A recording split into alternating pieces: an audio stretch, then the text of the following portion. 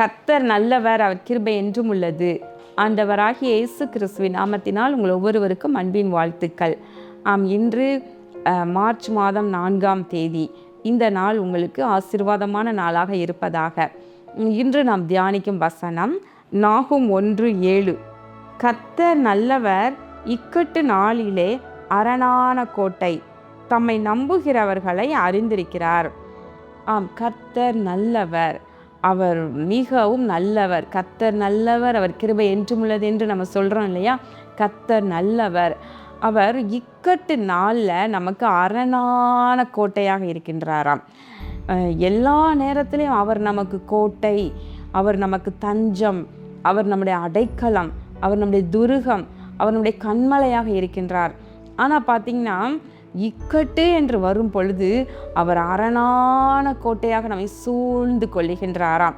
ஒரு பிரச்சனை, ஒரு போராட்டம், பாடுகள் என்று வரும் பொழுது மனிதர்களை நம்ம பார்க்கும் பொழுது அவங்க உதவி செய்வாங்கன்னு நினைக்கவே முடியாது. இக்கட்டு நாளில் மனிதர்களுடைய உதவி விருதா. ஆனால் இக்கட்டு நாளில் தேவனோ நமக்கு அரணான கோட்டையாக இருக்கின்றாராம்.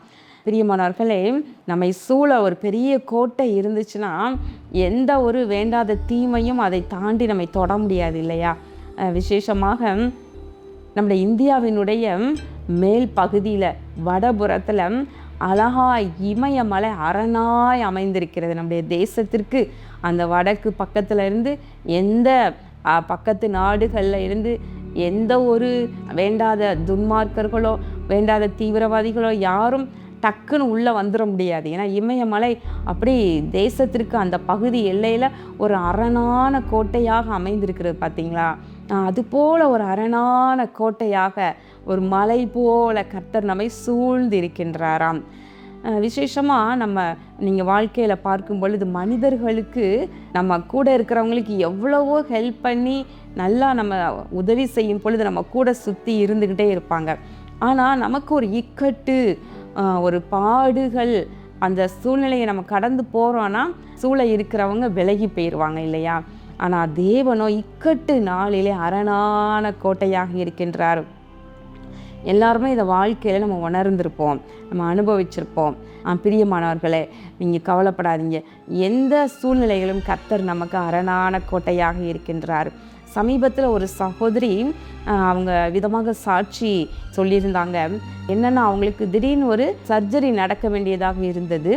அந்த சர்ஜரி ஒரு எளிதான சர்ஜரி தான், ஈஸியாக முடிஞ்சிடும், 1 ஹவரில் முடிஞ்சிடும் அப்படின்னு சொல்லி எல்லாம் நடந்து ஆப்ரேஷன் தேட்டருக்குள்ளே போய் நடந்து கொண்டிருக்கும் பொழுது திடீரென்று உள்ளேருந்து டாக்டர்ஸ் வெளியே வந்து வீட்டுக்கு அந்த சகோதரியினுடைய குடும்பத்தாரை பார்த்து வந்து சொன்னாங்களாம், இது ரொம்ப டஃப்பான சர்ஜரியாக இருக்குது, இது நாங்கள் ஈஸியாக பண்ண வேண்டியது, இந்த மாதிரியான சர்ஜரி நாங்கள் இவ்வளோ டஃப்பாக நாங்கள் எங்கேயும் யாருக்கும் பண்ணதே இல்லை அப்படின்னு சொல்லிட்டு, உடனே எங்களுக்கு இவ்வளோ பிளட் வேணும், உடனே நீங்கள் கொண்டு வாங்க அப்படின்னு சொல்லிட்டு போனாங்களாம். 1 மணி நேரத்தில் முடிய வேண்டிய சர்ஜரி 4 மணி நேரங்களுக்கு மேலே ஆகிவிட்டதாம்.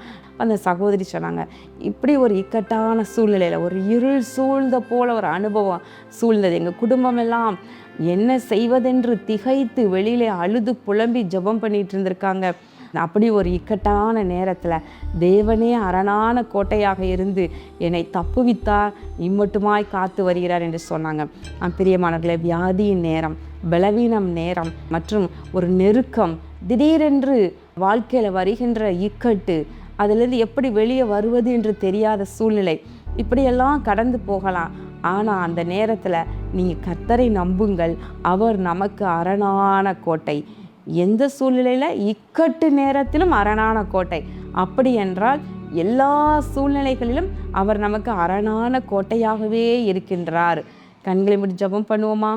எங்கள் அன்பின் பரலோக பிதாவே, இதோ இந்த நாளிலும் நாங்கள் தியானித்த வசனத்தின்படி கர்த்தர் நல்லவர், இக்கட்டு நாளிலே அரணான கோட்டையாக இருக்கின்றார் என்பதை குறித்து தியானித்தோம். தகப்பனே, உடைய பிள்ளைகள் ஒவ்வொருவருக்கும் நீர் அரணான கோட்டையாக இருக்கின்றீர். விசேஷமாக இந்த நாளில் ஆண்டவரை குறிப்பிட்ட பிரச்சனையோடு போராட்டத்தோடு யாராயிலும் கடந்து சென்று கொண்டிருப்பார்களானால், அவருடைய பாடுகளின் நாட்களிலே யாரும் உதவி செய்யவில்லையே என்று வேதனையோடு கடந்து செல்வார்கள் என்றால், நீர் அரணான கோட்டையாக இருந்து கர்த்தாவே உடைய பிள்ளைகளை தப்புவிப்பீராக. பாதுகாப்பீராக, ஆசீர்வதித்தருளும். ஆண்டவராகிய இயேசு கிறிஸ்துவின் நாமத்தினால் இந்த ஜெபத்தை ஏறெடுக்கின்றோம் நல்ல பிதாவே, ஆமேன். பிரியமானவர்களே, விசேஷமாக இந்த நாட்களில் உங்கள் குடும்பத்தின் பிள்ளைகள் தேர்வு எழுதி கொண்டிருக்கலாம். ஒவ்வொருவருக்காக நாங்கள் ஜெபிக்கின்றோம். கர்த்தரும் பிள்ளைகளை பலப்படுத்துவாராக, ஞானத்தினால் நிரப்புவாராக. இந்த யூடியூப் கமெண்ட் செக்ஷனில் கூட அநேகர் நீங்கள் தொடர்ந்து நீங்கள் ஜெபிக்கும்படி உங்கள் வீட்டு பிள்ளைகளுக்காக நீங்கள் கேட்டுக்கொண்டே இருக்கிறீங்க.